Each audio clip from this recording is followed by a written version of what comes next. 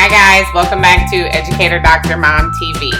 So today I'm going to share a quick update in decor that I did by taking this ottoman that was stained with juice and milk and all types of things for my children and turned it into this.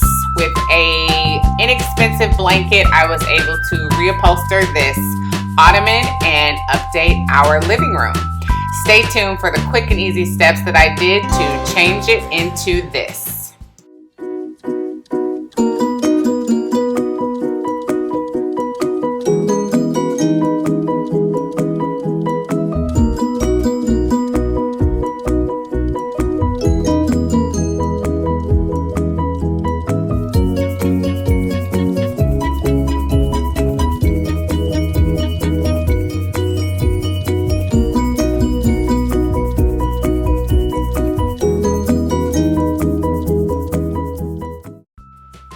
So the first thing I did was find a pattern that I wanted to update my room with. And so I really wanted to go with a quarter foil pattern. So I was able to find this blanket from Amazon. I knew that I wanted something that was soft and also something that was washable. As you can see, my children had demolished the original fabric on the ottoman. And so I wanted something that I could wash, something that was soft, and I preferred to have a dark color. But I was glad that I was able to find the white quarter foil to kind of bring a pop of something different into the room. And so I knew I needed a significant amount of fabric because of the size of this ottoman. And so this blanket is an 8 by 10. I got it off of Amazon and it was less than $30, which was great. So the first thing I did was just screw off the feet on the ottoman. They were really easy to just screw off. I laid the blanket out and then I flipped the ottoman upside down. And from that point, as you can see, I just started to pull the fabric around the ottoman and staple it with a heavy-duty staple gun. The inside of this ottoman, I assume, is wood because the staples went in really easy, even through the fabric. And in areas where it wouldn't go in and I was getting stuck, I just took a hammer and I was just hammering the nails in a little bit more.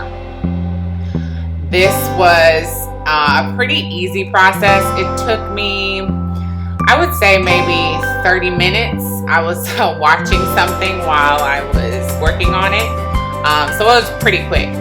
The most important part was pulling the fabric really tight. And so I knew I didn't want it to be sagging in any area, so pulling it tight was really important, and really getting a nice crease on those corners that was nice and smooth was also really important.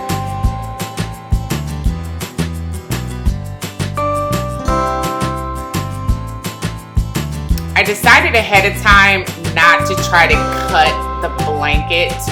I know that it probably seems like it would make more sense to not work with so much fabric, but for me, I just didn't trust the eyeballing it and measuring it. I could have done that. It would have taken a lot more time, I think, if I had to measure out the exact amount of fabric.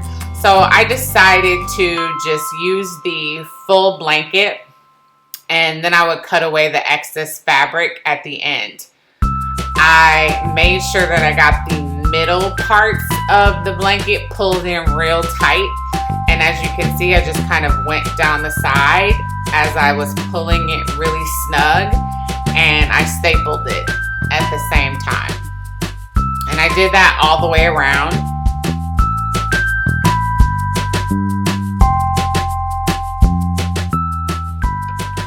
Another thing that I made sure to have on hand was a hammer. It was really important to me because when this ottoman is sitting on its feet, it raises up off the ground, and my children are underneath it and they hide their toys and things like that. So it was really important that all of these staples were in there really good. I didn't want to have anything sticking out that could scratch them or poke them, and so I used a hammer to nail in some of the nails that didn't go in as easily, just to make sure they were in there really good.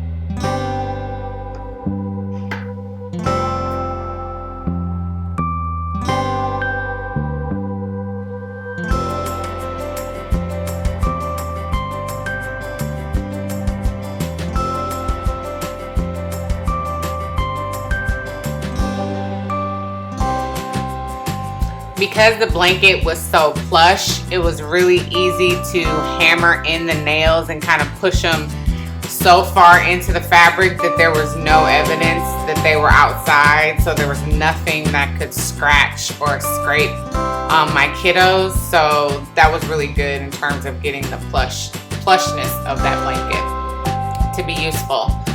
And so as you can see here on the corner, I kind of just folded up the corners at this point and tucked in the excess fabric. I had to pull that really tight to make sure that there weren't any lumps or creases that were really noticeable. The whole thing with trying to reupholster this ottoman myself was to make it look seamless. And so making sure the seams were flush and tucked in really neat was important. So I tried to do that on each side. This side probably had the most fabric. As you can see, there's a couple of wrinkles down at the bottom. One end was going to have the most fabric, and so that was the side that I kind of turned and hid towards the couch so you couldn't see it as much. But overall, it turned out really great. I was really happy with how it turned out.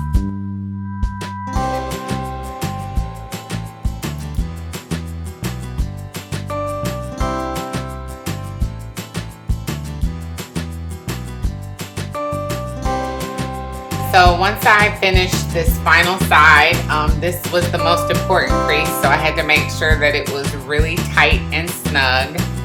And once I did that, I was able to work on all of the excess fabric.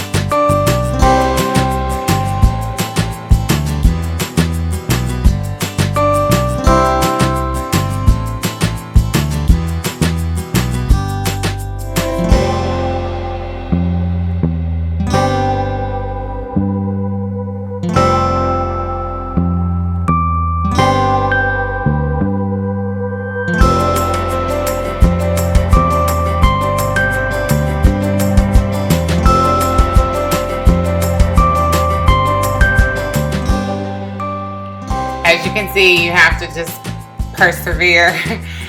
Sometimes when you have such thick layers of fabric, the staple gun is not going to cooperate. And so when it didn't, I just pulled out the staple and I just tried again. You have to just kind of keep going and trying it until it fits. And then if it's sticking out, using that hammer to nail it in to secure it is a really good idea. Again, at the end, you're going to have the most fabric, and so you want to just try to secure it as much as possible on your final corner.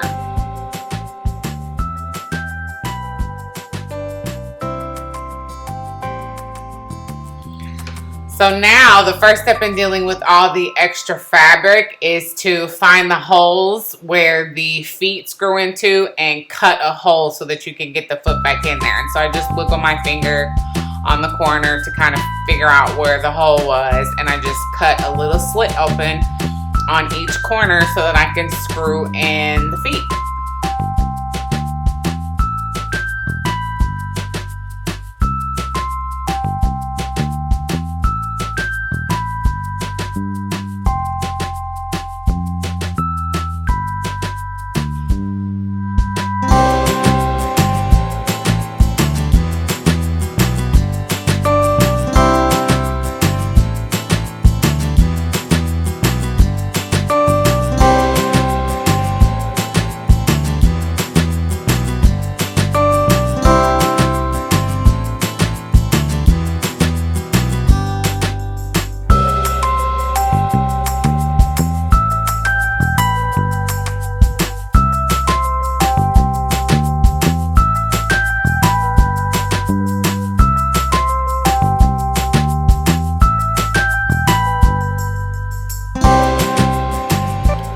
So believe it or not, screwing these legs in was the hardest part because it required the most arm strength.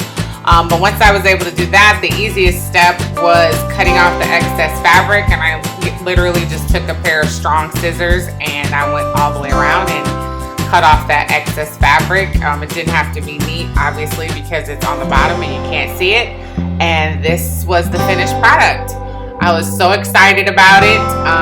My initial thought when it started to get stained was that I needed to buy a new one, but it was such a good size and a good quality. I was really thankful that I was able to come up with this idea and take something that we already had and just give it a facelift.